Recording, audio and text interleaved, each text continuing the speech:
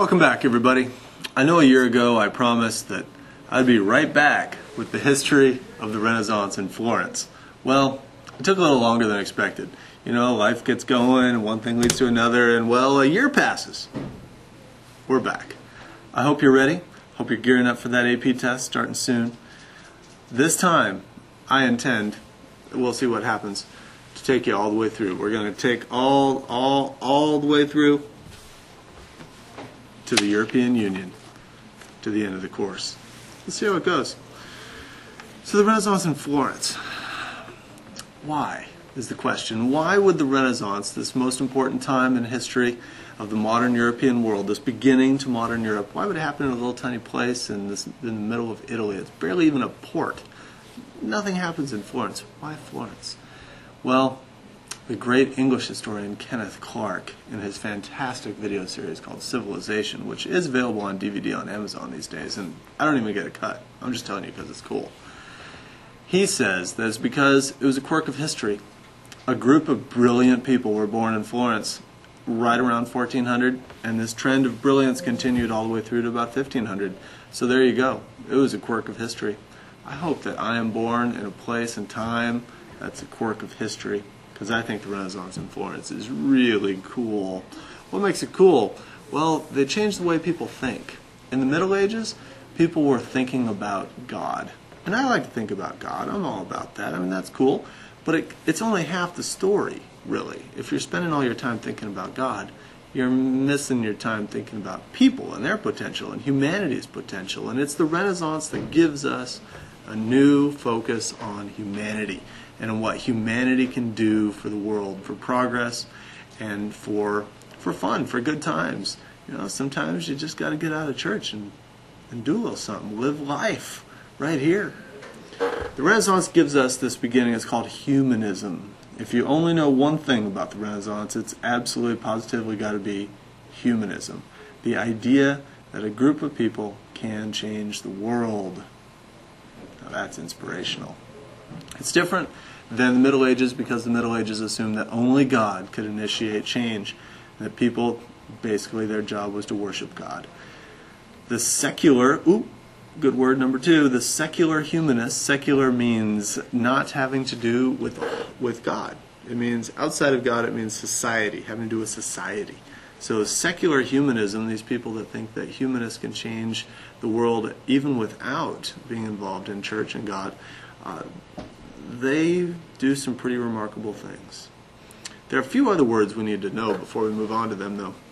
Classical. You need to know what classical means. Classical refers to the great ages, the classical ages of Greece and Rome. The Italian Renaissance is a rediscovery of those times. Now, I know you're saying to yourself, wait a minute, they live in Italy. Aren't they surrounded by classical ruins and beautiful classical things? I know they were. It just hadn't dawned on them that they could be like those people. It's like you hang around with smart people, but does it ever occur to you that you could be smart? Well, it did. It dawned on the Italians that they could be smart too. And so they began to try to emulate the great thinkers and architects and artists of the Roman and Greek classical age.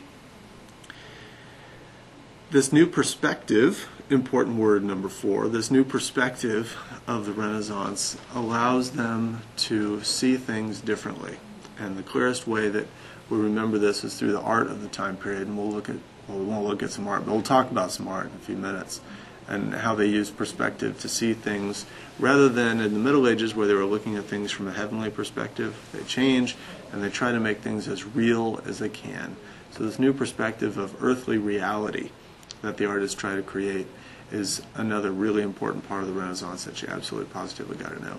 And finally, these Renaissance people are the first people in a very, very long time to try to communicate complicated ideas to the regular Joe, the average guy, the regular Jill. Nothing fancy, nothing complicated. You didn't need to know Latin. You didn't have to go to a fancy seminary. They wrote for you in the vernacular. Vernacular means the language of the people. It's like, yo, yo, what up? That kind of language. It's the language of the people. All right? So if you got those 5 words, if you got secular, if you got humanist, if you got classical, if you got perspective and vernacular, pretty much got the Renaissance. Let's take a look at some cool people from the Renaissance. You ready? The Medici. Oh, it's all about the Medici.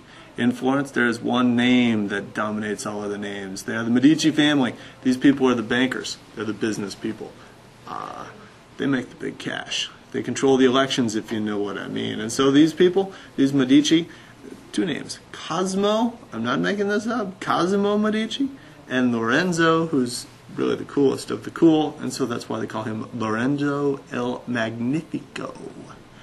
These two guys rule Florence between 1450, they're ruling before that, but we don't care before 1450, because when does the test start, kids?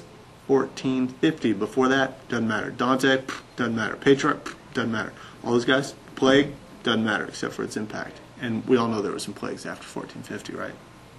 We knew that. All right. So the Medici are the people who fund the Renaissance. They're the big bucks, daddy. He's got the cash. He hires the artists. He hires the writers. He's like the producer of the movie called The Renaissance. He really enjoys art. And so the Medici are patrons of great artists. And it is in the Renaissance where we meet the four turtles, the four Ninja Turtles. You know these guys back when you were a kid, or maybe you saw the new movie. I wasn't. No, it wasn't as good as the old movie, but what do you do? So Leonardo, Michelangelo, Raphael, and Donatello, all partially funded and, except for Raphael, discovered by the Medici. Way to go, Medici.